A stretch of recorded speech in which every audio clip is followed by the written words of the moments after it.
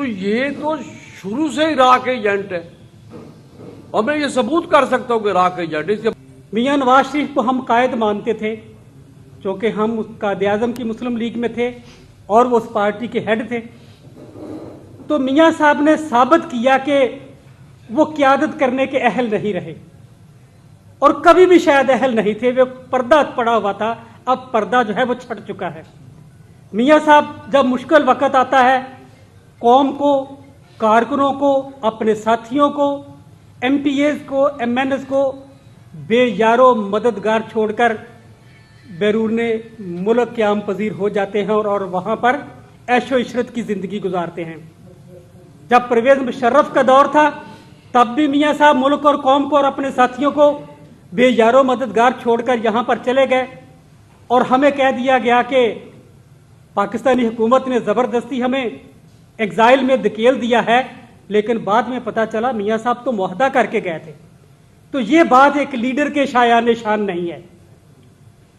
اور اب بھی جس طرح سے حالات ہیں، کہا گیا کہ میاں صاحب بیمار ہیں، لیکن میاں صاحب کو ہم نے کبھی نہیں دیکھا کہ میاں صاحب ہاسپٹلائز ہوئے ہیں، میاں صاحب کا علاج معالجہ چل رہا ہے۔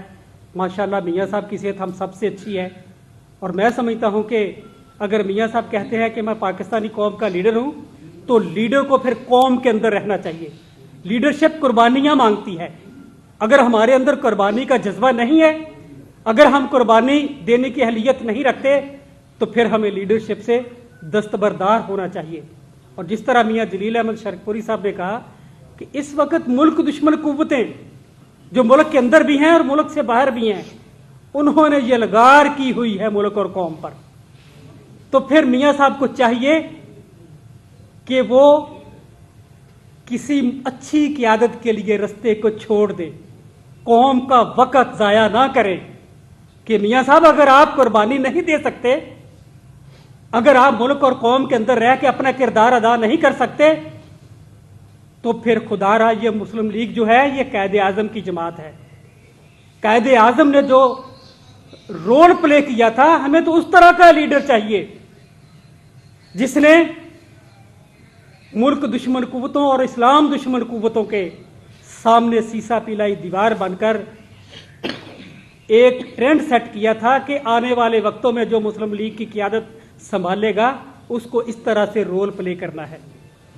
اور آج جتنے بھی الزامات میاں نواز شریف صاحب اور ان کی فیملی پر لگے ہیں، سال ہا سال سے ہم دیکھ رہے ہیں کہ عدالتوں کے اندر وہ کیس چل رہے ہیں۔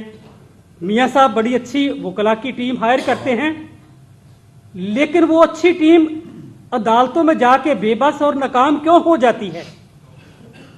کیا جو میاں صاحب اور ان کی فیملی پر جو الزامات لگے ہیں کیا وہ حقیقت پر مبنی ہیں؟ کیا وہ سچائی پر مبنی ہیں کہ اتنے اچھے وکلا بھی ہیں جو ہیں وہ ان الزامات کو ڈیفینڈ نہیں کر پاتے؟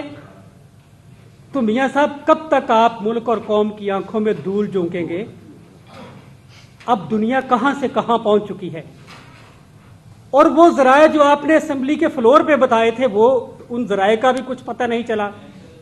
مریم صاحبہ نے کہا کہ بیرون ملک تو کیا پاکستان میں بھی میری کوئی پراپرٹی نہیں ہے، میری کوئی جائیداد نہیں ہے۔ پھر حالات نے ثابت کیا کہ ملک کے اندر بھی جائیدادیں ہیں اور ملک کے باہر بھی جائیدادیں ہیں۔ تو یہ قیادت کو یہ چیزیں زیب نہیں دیتی۔ تو میاں صاحب یہ ملک اسلام کے نام پر بنا تھا، اب آپ عورت کی حکمرانی کے لیے راہ جو ہے وہ ہموار کرنے کی کوشش کر رہے ہیں۔ اس ملک کے اندر عورت کی حکمرانی کی راہ ہم ہموار نہیں آپ کو کرنے دیں گے۔ اور جو موقف ہم سب دوستوں نے کئی ماہ پہلے اپنایا تھا، ہم کہتے تھے کہ ہم ملک اور قوم کے لیے اپنا کردار ادا کر رہے ہیں، تو ہمیں کہا گیا نہیں یہ باغی ارکان ہیں۔ آج حالات نے ثابت کیا ہے کہ باغی ہم نہیں ہیں، باغی وہ ہیں جو قیادت کا روپ دار کر جو ہے وہ اپنے مخصوص مفادات کے لیے کوششیں کر رہے ہیں اور ملک اور قوم کو جو ہے اپنے مفادات کے لیے استعمال کر رہے ہیں۔ تو میاں صاحب یہ آپ اپنے جو قریبی ساتھی ہیں، جو قبضہ گروپ ہیں، ان کو آپ اپنے ساتھ ملا کے کن کو خوش کرنے کے لیے ہمارے اداروں کو متنازع بنانے کی کوشش کر رہے ہیں؟ अब किसकी खुशनुदी हासिल करने के लिए जो मुल्की सालमियत के ज़ामिन इदारे हैं उनके ऊपर एक सवालिया निशान लगा रहे हैं। एक मुहिब्बे वतन की आदत को और खुसूसन कैद आज़म की जमात के लीडर को ये बातें जेब नहीं देती हैं। अगर हम कारकुन हो के ये जज्बा रखते हैं तो आप लीडर हो के ये इस जज्बे से आरी क्यों हैं? अगर आप इस जज्बे से आरी हैं तो फिर इस जज्बे से आरी बंदा मुस्लिम लीग का कायद नहीं हो सकता।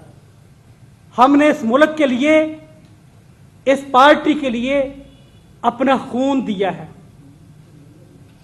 और जिस मुल्क के लिए, जिस पार्टी के लिए हमने अपना खून दिया है उस पे मियां साहब आप जैसी क़यादत को हम अब मजीद कब्जा नहीं करने देंगे। और इसके लिए जिस हद तक हमें जाना पड़ा, हम आइन और कानून के दायरे के अंदर रहते हुए अपना किरदार अदा करेंगे।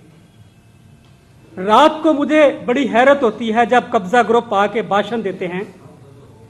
अगर खोखर पैलेस गिरा है, वो नजायज है तो जाएं, अदालतें खुली हैं, अदालतें आजाद हैं, इनको घसीटें, इन पे FIR दर्ज करवाएं। अगर ख्वाजा आसिफ साहब की हाउसिंग कॉलोनी जो है उसके ऑफिस को डिमॉलिश किया गया है तो अदालतें आजाद हैं, अदलिया आजाद है, जाए इनको घसीटें। खुरम दस्तगीर का और उनके वालिद मोहतरम का जो इतने भाषण देते हैं और इतनी बातें करते हैं कि जैसे मुल्क और कौम का दर्द इन्हीं के सीने में है, लेकिन हकायक ये हैं कि दुनिया मर रही हो, खुरम दस्तगीर और उनके वालिद मोहतरम जो है वो आके किसी को मिलने की ज़हमत भी गवारा नहीं करते। जी मैं मुख्तसर करता हूँ। तो मैं ये चीज़ें देना चाहता हूँ कि ये वो बिल है खुरम दस्तगीर खान का जो नाजायज पेट्रोल पंप और CNG गिराया गया है, ये वो उसका सुई गैस का बिल है जो करोड़ों में है, अभी तक भी वो पेंडिंग है। इस पे शहजाद अकबर साहब, शहबाज गिल साहब प्रेस कॉन्फ्रेंस कर चुके हैं। अगर ये गलत है तो उनको अदालत में लेके जाए। उस्मान इब्राहिम जिसने शराफत का लबादा उड़ा हुआ है, वो भी आपको पता है कि हमारी क़यादत के बड़ा करीब है।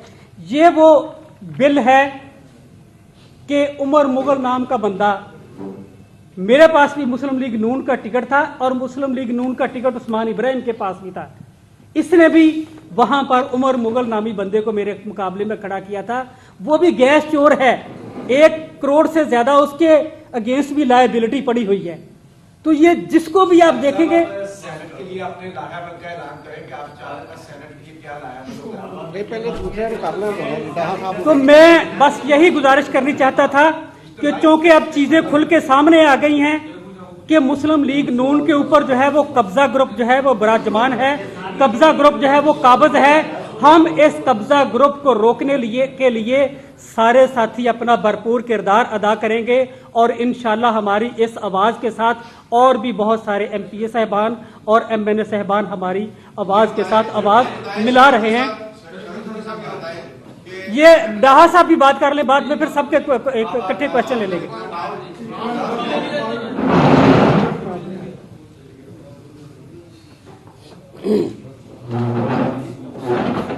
औज़ुबिल्लाहि मिनश्शैतानिर्रजीम, बिस्मिल्लाहिर्रहमानिर्रहीम, अस्सलाम वालेकुम। सबसे पहले तो मैं प्रेस क्लब का शुक्रिया अदा करता हूँ। मेरा नाम निशात डाहा है, मैं खानेवाल के हलके से MP हूँ। मैं अपनी अल्फाज का इस तरह से इज़हार करूँगा, हज़ूर पाक सल्लल्लाहु अलैहि वसल्लम से किसी सहाफ़ी ने पूछा कि सबसे बड़ी जिहाद क्या है? आपने फरमाया सच बोलना। ये सच जो है इसका मैं आज थोड़ा सा आपको बताऊंगा सच क्या है और हमारे नून लीग वाले कैसे सच बोलते हैं और झूठ बोलते हैं। सब तो पहले तो अंसारी साहब, ये मुस्लिम लीग पाकिस्तान नहीं है, ये मुस्लिम लीग नवाज शरीफ है। अगर ये मुस्लिम लीग क़ायद आज़म होती तो फिर इसके साथ क़ायद आज़म का नाम लगता। ये नहीं है कि हम अल्हम्दुलिल्लाह ट्रेडर लिख ले और काम सारे दूसरे हों। तो ये मुस्लिम लीग नवाज शरीफ की मुस्लिम लीग है और ये उसी के ख़ानदान में ही रहेगी, इसका कोई और ओनर नहीं हो सकता। तो मैं परसों देख रहा था TV पे मरियम नवाज का कि मेरा दिल खून के आंसू रो रहा है कश्मीर के बारे में। मैं آپ سے یہ سوال کرتا ہوں سارے صحافیوں کہ پاکستان کے لیے کچھ کرے. جس کا دل خون کے آنسو رو رہا ہے تو وہ تو اس کا سکا چاچا ہے. مجھے یہ بتائے کسی ملک میں ایسا ہوا ہے کہ جہاز آئے اترے نہ ویزا اور وہاں سے جائے جناب میاں صاحب کے ہاں رائیونٹ اور وہاں کھانے کھائے شادی اٹینڈ کرے پھر واپس چلے جائیں؟ تو یہ تو شروع سے ہی راہ کے ایجنٹ ہے اور میں یہ ثبوت کر سکتا ہوں کہ راہ کے ایجنٹ. اس کے بعد میں تھوڑا سا 5 منٹ آپ سے صرف لوں گا, زیادہ ٹائم نہیں لیتا کیونکہ نیاز صاحب بھی بیٹھے ہیں. تو یہ اپنے چاچا سے یہ بات نہیں منوا سکتی اور پھر یہ کہتی ہے کیونکہ ہمارا خاندان ہے کشمیر. وہ بھائی کشمیر کا جو سا خاندان ہے آپ کشمیری کہتی ہیں, وہ بٹ خواجے وہ تو سارے آپ کے ساتھ ہیں. میں آپ سے پوچھتا ہوں کہ آپ نے کیا کیا ہے کشمیر کے لیے؟ آپ کا اتنا طویل اقتدار ہے, آپ صحافی ان سے پوچھیں کہ آپ نے کیا کیا ہے کشمیر کے لیے. تو ایک انہوں نے کچھ تھوڑی سی میں آپ کے ان کے سکینڈل بتانا چاہتا ہوں جو آپ کو پہلے کبھی کسی نے بتایا گا, اور میں الحمدللہ جو کہتا ہوں سچ کہتا ہوں, اس کا پروف بھی دے سکتا ہوں. مجھے یہ بتایا 16, 17, 18 میں, بھائی ایک منٹ بات سن لے, بلایا ہے تو آپ نے 16, 17, 18 میں گندم 1400 روپے خرید کے 800 پونے 800 روپے افغانستان میں دی. کیوں دی؟ گندم کا ذخیرہ کیوں خالی کیا؟ کیونکہ ان کو پتا تھا ہم چلے جائیں گے تو کچھ نہ کچھ کام کر کے چلیں. تو انہوں نے وہ ایک طریقہ اپنایا تھا. یہ کرپشن کرتے ہیں بڑی لیگلائی طریقے سے کرتے ہیں. اور یہ جو میں بات کر رہا ہوں آپ کسی ڈی ایف سی سے پوچھ لیں, تھرو آؤٹ دا پنجاب گندم گئی افغانستان. یہ ایل سی پہ جاتی تھی, افغانستان بارڈر پہ ٹرک پہنچتا تھا, پیمنٹ ہو جاتی تھی, جب یہاں سے ٹرک لوڈ ہوتا تھا تو وہ پھر یہی ہمارے ملک میں ملوں والے اور باقی لوگ خرید لیتے تھے. یہ اتنا بڑا سکینڈل ہے. ان سے کسی نے پوچھا آج دیر تک کہ آپ نے 16, 17, 18 میں 1400 کی گندم خرید کے آپ نے 800 روپے افغانستان میں کیسے بھیجی اور افغانستان سے آگے کہاں کہاں گئی؟ اس سوال کا مجھے جواب دے دے, نواز شریف دے دے اور کوئی دے دے. اور آپ کو میں یقین دلاتا ہوں, آپ بھی صحافی جتنے ہیں کسی ڈی ایف سی سے پوچھ لیں کہ کیا گندم افغانستان گئی ہے اور کن شرائط پہ گئی ہے اور اتنی سستی کیوں گئی ہے. تیسرا میں آپ سے مہنگائی کی بڑا شور مچا ہوا ہے, مہنگائی. یار آپ 2000 سے نا مہنگائی کی ریشو نکال لیں, بے شک 1985 سے مہنگائی کی ریشو لگا لیں, آپ پرسنٹیج نکال لیں. میں وثوق سے کہتا ہوں اتنی زیادہ مہنگائی نہیں ہے. اور پاکستان کی میں بات کرتا ہوں, جب میں پاکستان میں نکلتا ہوں میری عمر 73 ہے سر. میں نے وہ وقت بھی دیکھا کہ لوگوں کے گلے میں قمیض نہیں ہوتی تھی, وہ تھی مہنگائی. وہ بھی دیکھا تھا کہ لوگ ذمہ داروں سے رہنے کے لیے گھر مانگتے تھے. آج تو الحمدللہ سب کو اللہ تعالیٰ نے گھر دیا ہے. ملک کو آپ جو کہیں, لیکن عوام کے پاس تو اتنا پیسہ, میرے خیال ایک کے گھر میں 3 موٹر سائیکلیں ہیں. اور انشاءاللہ یہ عمران خان کی قیادت میں یہ ملک آگے جائے گا, مہنگائی بھی ختم ہوگی. اب انہوں نے شور کیوں ڈالنا شروع کیا ہوا ہے؟ وہ ایک کہاوت ہے نا, چور بچائے شور. تو یہ اس لیے شور ڈال رہے ہیں کہ اگر ہم چپ کر کے بیٹھ گئے تو یہ ہمیں نہیں چھوڑیں گے. یہ ایک پریشر بلڈ کر رہے ہیں اپنی بددیانتیاں, اپنے بےایمانیاں بچانے کے لیے. میں ایک بڑی بات کرتا ہوں کہ سن 2000 سے نا سب جتنے سیاستدان ہیں, نون کے, پی ٹی آئی کے, پیپل پارٹی, ان کے گوشوارے منگائے جائے سیاست جو پہلی دفعہ سے, اس وقت ان کے کیا پوزیشن تھی مالی اور اب کیا پوزیشن ہے. جب سیاستدان تو کوئی اور کام کر ہی نہیں سکتا, یہ تو فل ٹائم جاب ہے لوگوں کی خدمت کرنا, تو انہوں نے اتنے پیسے کہاں سے بنا لیے؟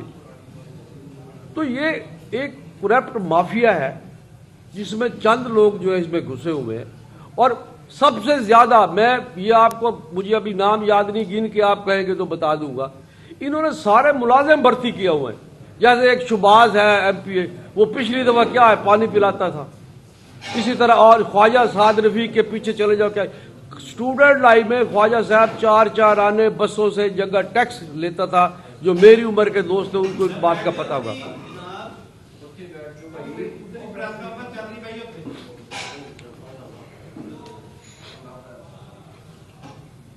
بس میں نے یہی گزارشات کرنی تھی کیونکہ ٹائم تھوڑا ہے، فیصل صاحب بھی بیٹھے ہیں نہیں نیازی صاحب آؤ تو تو میں وہی کہہ رہا ہوں، فیصل صاحب بھی بیٹھے ہیں.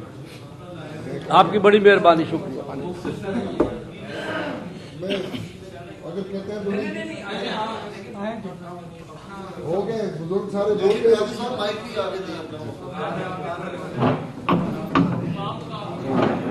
بسم اللہ الرحمن الرحیم. فیصل نیازی، میرا تعلق خانے وال سے ہے، میں ایم پی ہوں. بہت باتیں ہو چکی، بزرگوں نے کہہ دی. تو اصل میں پاکستان کی سیاست جو اس ٹائم پہ جس رخ پہ چل رہی ہے، اس میں اس کا جو منطقی انجام ہے وہ تباہی کے سوا کچھ نہیں. اور سیاست میں سیاستدان تو ہار جیت کا عادی ہوتا ہے، لیکن ان اپوزیشن والے جس پوزیشن پہ چلے گئے ہیں، اور وہ پوزیشن ایسی ہے کہ جہاں سے واپسی کا راستہ اتنا آسان نہیں. اور بڑی لمحہ فکریہ یہ ہے کہ اپوزیشن جس رویے پہ چل رہی ہے کہ انہوں نے قومی سلامتی کے ریاستی اداروں کو سیاست کی اس ٹکٹکی پہ لا کے کھڑا کر دیا ہے، اور کہ جن پہ ہمارے ان کاندھوں پہ جو ہماری حفاظت کے ضامن تھے، آج ان کو متنازع بنایا جا رہا ہے، اور باہر سے بیٹھ کے ڈکٹیٹ کیا جا رہا ہے کہ فلاں کو ہٹا دو، فلاں سے استعفیٰ لے لو. تو اس ساری صورتحال میں یہ جو اپوزیشن، پی ڈی ایم اور قائدین جو کچھ کرنے جا رہے ہیں، یہ تباہی کے سوا کچھ نہیں. اور اس تباہی کا انجام وہ جیسے ماہر معاشیات نوبل پرائز ونر امریتا سین نے کہا تھا کہ اس تباہی، اس خانہ جنگی کا انجام بھوک اور افلاس کے سوا کچھ نہیں. تو میں اپنی اپوزیشن کی جو جماعتیں ہیں، تمام فریقین، ان سے میں درخواست کروں گا کہ سیاست دان ہمیشہ اس رویے پہ، اس نہج پہ نہیں جاتا جس سے قومی اداروں کو، اس ملک کو، اور خاص طور پہ اس ملک کی غریب عوام کو نقصان پہنچے. تو میں اور میرے تمام کولیگ انشاءاللہ، جیسے ان سب نے، بزرگوں نے کہا کہ ہم مسلم لیگ کا حصہ، مسلم لیگ کے پلیٹ فارم سے الیکشن لڑے، آج بھی اس کا حصہ ہیں. اور جو بھی دلیرانہ فیصلہ قیادت کرے استعفوں کا، ہم لوگ تو کم از کم حاضر ہیں کہ استعفے ہم لوگ انشاءاللہ ان کے ساتھ جمع کریں گے. اور نہ تو ہم چور ہیں، نہ ہم ڈکیٹ ہیں. اگر ہم چور ہیں، ڈکیٹ ہیں، کرپٹ ہیں، قبضہ گروپ ہیں، تو ہم احتساب کے لیے بھی حاضر ہیں، ہم پھانسی لگنے کے لیے بھی حاضر ہیں. تو انشاءاللہ یہ ملک تا دم قائم رہے گا انشاءاللہ. معاشی حالات بالکل ابتر ہیں. اگر ہم کسی جنگی محاذ پر لڑنے جا رہے ہیں اسرائیل سے اور انڈیا سے، تو معاشی محاذ پر تو ہماری طاقت ہی نہیں ہے کہ ہم سری لنکا، بنگلہ دیش، افغانستان اور ایران سے مقابلہ کر سکیں. تو ان حالات میں تکلیفات ہیں، تو انشاءاللہ یہ تکلیفات انشاءاللہ ختم ہوں گی. کوئی بندہ، میرا ایمان ہے اور قرآن کہتا ہے، میرا اللہ کہتا ہے کہ انشاءاللہ جو بندہ سچے دل سے محنت کرے اور کوشش کرے، اس کی محنت کو اللہ پاک رائے گا نہیں کرتا. اور جو بندہ اللہ کے پیارے حبیب صلی اللہ علیہ وسلم کا مقدمہ لڑ رہا ہو پوری دنیا میں، تو انشاءاللہ میرا ایمان کہتا ہے کہ اللہ پاک اس کی انشاءاللہ مدد کرے گا.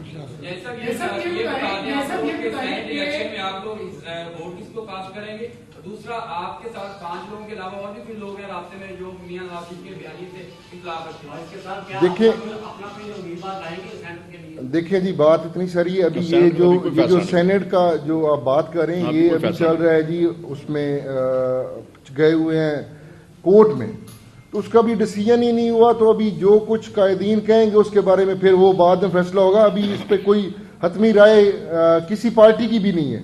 سب یہ بتائیں کہ یہ تو ہمیں علم تھا کہ آپ مستقل جنون سے ناراض ہیں، آپ کا موقف جانا پچھانا تھا، لیکن جس طرح آج آپ نے حکومت پنجاب इंसाफ को और तहरीक इंसाफ को डिफेंड किया है, दिफा किया है, तो क्या हम ये कह सकते हैं कि अब आप पीटीआई का हिस्सा बन गए हैं या उनकी कुर्बत में चले गए हैं? खान साहब, बात इतनी सारी है कि नाराज़ इख्तलाफ होना वो जमहूरियत का हुस्न है। बाकी हम लोग मुस्लिम लीग का हिस्सा हैं। हम लोग अगर गए हैं वो उस्मान बुज़दार साहब की प्यार मोहब्बत में, वो हमारे हलके के मसाइल काम कर रहे हैं, हमारे हलके के मसाइल को हल करने की कोशिश कर रहे हैं, वो डेवलपमेंट के मामलात हों, वो लोगों की बेहतरी के मामलात हों। मैं अभी आपको, खान साहब आपने सवाल किया, मैं आपको एक छोटा सा जवाब देना चाह रहा हूँ। मेरी असेसमेंट है कि मेट्रो लाहौर पे कोई 80 अरब के लगभग लगा है और वो मेट्रो आपको फैसिलिटेट कर रही है तकरीबन 80,000 बंदे को। मुझे अभी उस्मान बुज़दार साहब ने एक RIC दिया है और वो मेरी 80,000 की आबादी को फैसिलिटेट करता है और उस पर लागत आ रही है 15.5 करोड़। तो जब मैं उसको मेट्रो लाहौर को देखूं, वो जो 10 लाख रुपए फी पर्सन लग रहा है और यहाँ पे 1500-1550 रुपए जब फी पर्सन लगा, और मैंने अभी इफ्तिताह किया उसका, लोग रो रहे थे। जहाँ पे 1500-1550 में एक बंदा फैसिलिटेट हो रहा हो, तो उसमें क्या हमारा हक नहीं है? क्या मेरे खानेवाल के हलके का हक नहीं है? मेरे खानेवाल के हलके में 30 लाख की आबादी है, क्या मेरा हक नहीं है कि मैं उन लोगों के लड़ूं कि उनके वहाँ यूनिवर्सिटी हो, हेल्थ की फैसिलिटेशन हो? आगे साहब, आप हमेशा खानेवाल जिला जो है हमेशा इक़्तिदार में रहा है, जो कि फतह इक़्तिदार पार्टी होती है उसी में ये लोग चले जाते हैं। तो क्या अभी तक आपकी महरूमियाँ, आपके मसाइल क्यों हल नहीं हुए? इसमें आपके अंदर खामी है या आवाम के अंदर खामी है कि वो मसाइल आप हल नहीं कर सके? दर्द दिल रखने वाले लीडर जो हैं उन्होंने शायद हमारा ख्याल नहीं किया खानेवाल वालों का। नहीं सर, ये 2.5 साल गुजर गए हैं, अब आपने फैसला किया है कि अगला इलेक्शन किसके टिकट पर लड़ेंगे? अगला वक्त आएगा जब जिंदगी होगी तो देखा जाएगा इंशाल्लाह। अंसारी साहब, आपने भी जिक्र किया है कि खुर्रम दस्तगीर साहब के पेट्रोल पंप जो कब्जे में था वो तो काफी दाइयों से था। आपने ये भेद कब्जे की जगह पे बना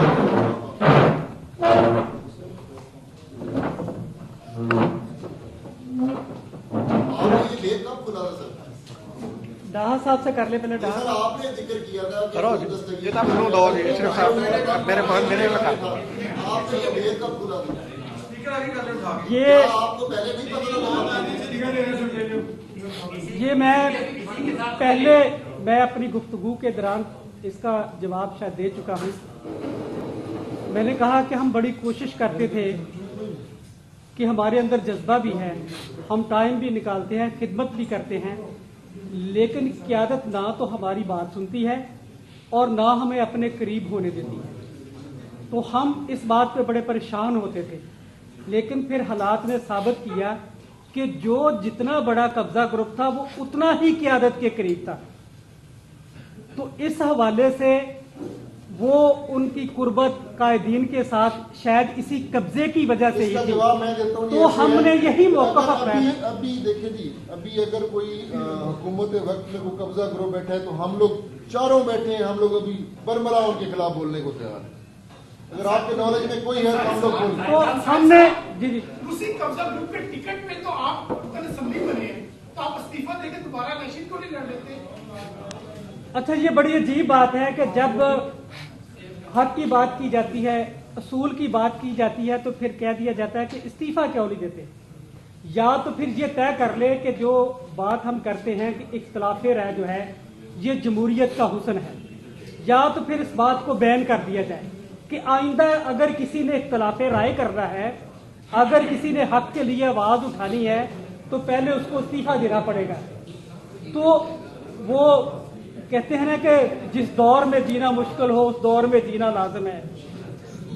मजा तो ये है कि जहां पर सच बोलना मुश्किल हो आप वहां पर सच बोलें। और ये देखें कि मुल्क के अंदर एक रेडी बांध जो है उसको रेडी लगाने की कोई इजाजत नहीं देता, लेकिन ये जो ताकतवर लोग थे जो कहते थे कि हमारे अंदर मुल्क और कौम का बड़ा दर्द है, वो नजायज कब्जा करके तो उन्होंने पेट्रोल पंप कैंप किए हुए थे, लेकिन किसी रेडी बांध को रेडी लगाने के लिए जगह वो देने के लिए तैयार नहीं थे।